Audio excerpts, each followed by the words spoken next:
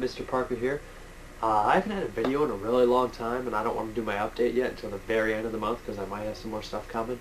But I'm going to do something I normally don't do. I'm going to show 10 movies that have never been released on American DVD that I really would like to see on DVD. These movies include movies I've seen multiple times. That's why I'm doing that.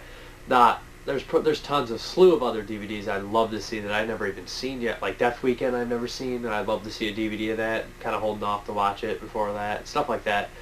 Lots of stuff. And this doesn't include re-releases. Like, I'd love a re-release of Rawhead Rex. And it doesn't include movies that are coming to DVD soon. Like Nightmare and the Damaged Brain is coming soon. Psychos in Love is coming soon. Both those are two of my favorite movies. But let me hop right in here. First is a movie that is really fun, sci-fi stuff. I have a VHS and a cut box and a bootleg from Screamatorium. This is new. I'll be showing it in my update. Terrorvision's really fun. It's kind of like this guy, Mr. the Puttermans, get a new satellite dish, and it like snatches up some alien from some waste plant, and it just comes in and starts eating people up. Putterman also is in Chud 2. The dad is in Chud 2. The grandpa's really funny in this one. Reminds me of somewhat my own grandpa, who liked the horror movies and stuff and just stay up late. And Jonathan Grise is in it. He plays the werewolf in Fright Night 2 and the werewolf in... He doesn't play the actual werewolf in Monster Squad, but he plays the guy who turns into the werewolf. Terrorvision's campy, cheesy, fun. It's hilarious. I'd really like to see a DVD of this. It was on HD TV, I believe, on Monsters HD. I mean, this is where this cut came from. I mean, but I would just really like to see this on actual DVD. I'd buy it. I'd shell my money out and buy it immediately. Here comes another one right here. This is Vacity tape, the video dead. This is the unrated edition. I've never seen this as a kid. This is just a fun, cheesy horror movie. Here's a bootleg. I also have another bootleg that is from a Monster HD rip. See, these movies are like practically already digitally mastered. I don't know why someone doesn't just pick them up, you know. But the Video Dead's a cool movie. It basically is the plot of there's this weird haunted TV. It's delivered to a house. No one knows where it comes from. The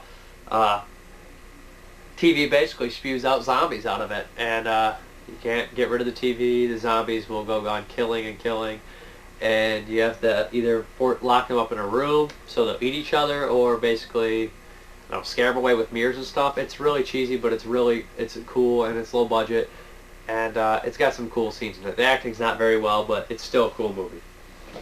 This next one here is for the sole fact that it's just so goddamn cheap.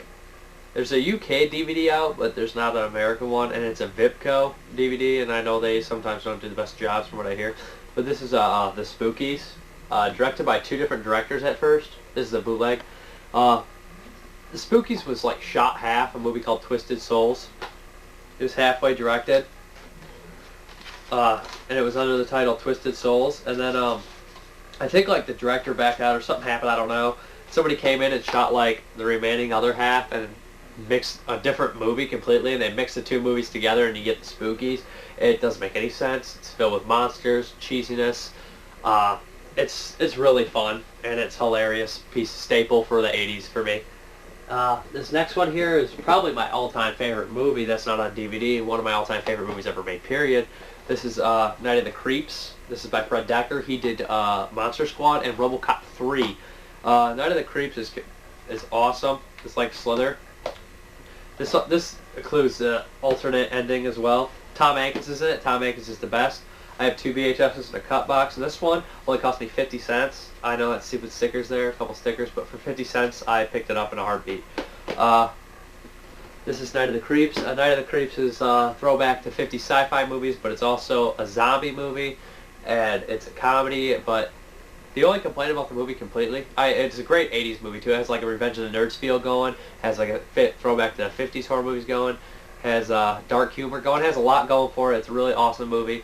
It is one of the best horror movies made in the 80s. It captures everything. It really needs a DVD release.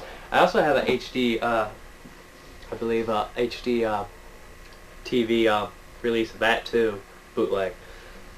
My only complaint is that they use director's last names in the movie, and that's a bit cheesy, but This next one here was a staple of my childhood. Unrelated completely to the first one almost. This is Chud 2. This is the best drawn tape. And here's a bootleg. UK has a DVD out. I believe Anchor Bay released it. But Chud 2 is really cheesy, hilarious fun. I don't know why it's rated R. It really should be like a PG-13. I mean, UK's rating 15. I believe it's a 15 or something like that. And that's really the rating where it should be. It has its own theme music. It's just basically like, it's almost like plays as a sequel similar to Night of the Creeps. I've read somewhere that somebody thought it was.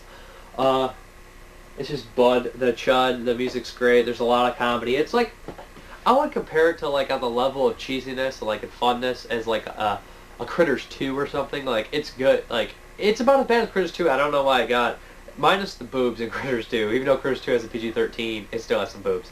But Chud 2, I recommend it for if you're like a fan of like kids horror movies. It's perfect like that. This next one's the most serious movie out of the bunch, and I think the only foreign one I have that I'm going to talk about.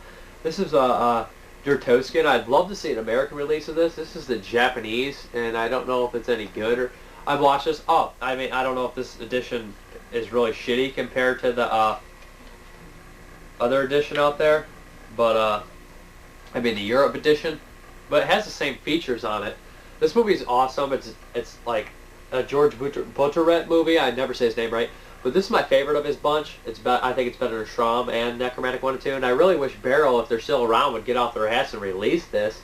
But I'm not holding any hope out. It's a cool movie. I did a review for it on here earlier. It basically is 7 days of the week, 7 different deaths, murder, suicide, stuff like that. And it just kind of gets the idea of suicide. It's a little depressing, but it's shot really nice and there's some cool camera angles. It's a really good movie. This next one here, ooh, I forgot to grab something. Be right back. This next movie I really liked as a kid.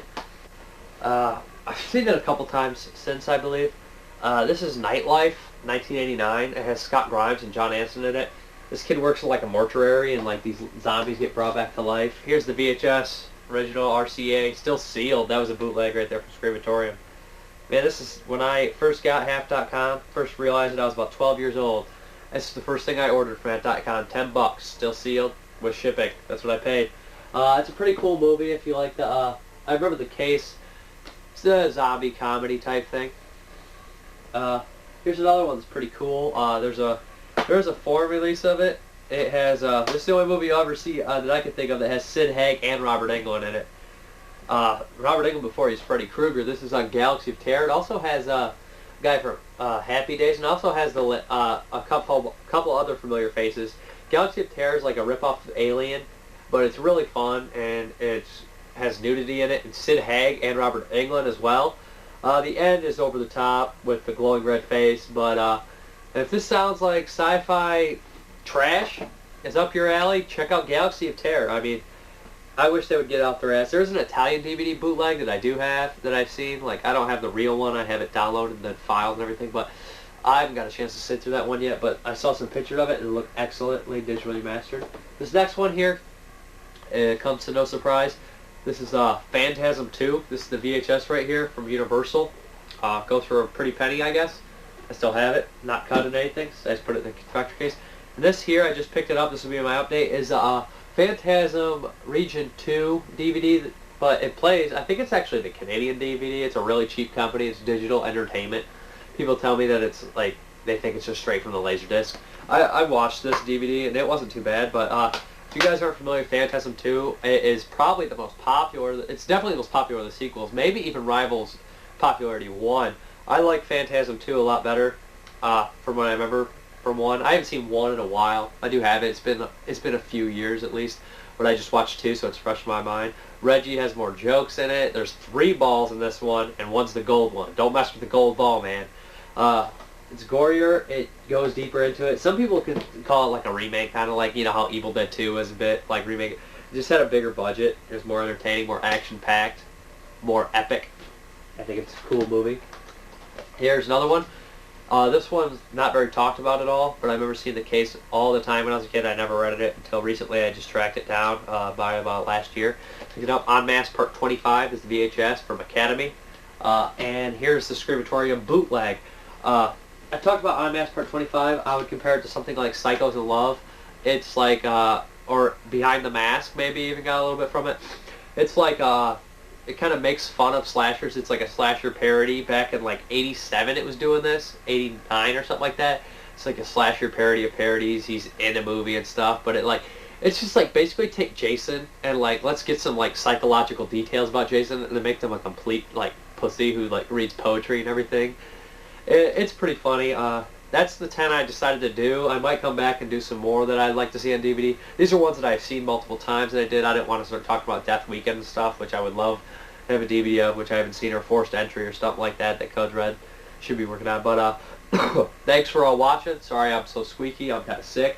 But have a good one. Thank you. Bye.